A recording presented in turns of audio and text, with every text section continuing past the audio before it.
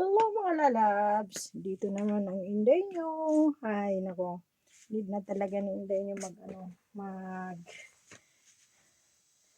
magbungkal ng mga lumang damit. Alam nyo kung bakit? It's very full na. Ayan. Ewan.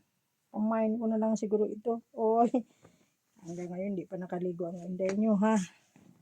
It's super dami na kasi. Very full na ang aking mga damitan, kaya kailangan ko ng kailangan ko na siguro na bawasan. It's very full na kasi, full na talaga, as in. Ito mga lumang t-shirt pala ito, full na ang Inday nyo, kaya kailangan ko nang magbawas ng mga damit. Kailangan ko nang let go ng ibang damit ko na mga luma na. Oras na para maghalongkat ang Inday nyo. Halongkat. Ano? It's mga damit. Aray. Kailangan ko na talagang ito, pampaligo. Kailangan ko na talagang palitan ang mga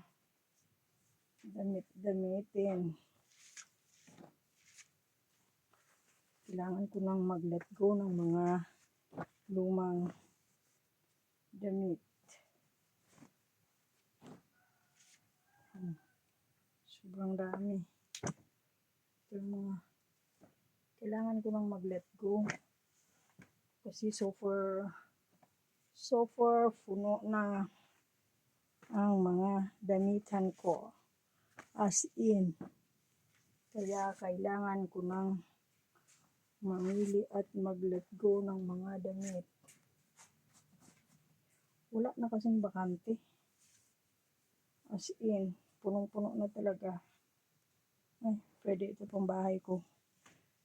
Puno ang damitan ko. Tingnan nyo yung mga bra ko, as in, dami. For how many years? Mag-let go na naman tayo ng mga gamit. Habang may panahon pa ako sa paghalongkat ba. Pwede pa ito pang bahay. Yung mga mag-let go, mga pajama ko ka. Dami pa. As in, dami ba? Sobrang puno na talaga.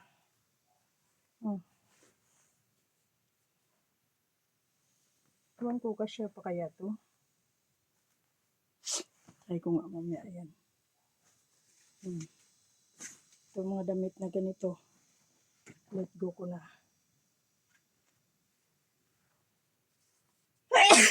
Sando. Pagtulog. Aray. Nasakit talaga ang ilong ko ba? Sa alikabok. Ano ito? Ay, hindi. Ganda pala nito. Parang hindi ko pa ito nasuot ba? Mahaba. Let it go. Let it go. Ito pang let go ko na. Malalaki na ito. Ito. Yan o. As in.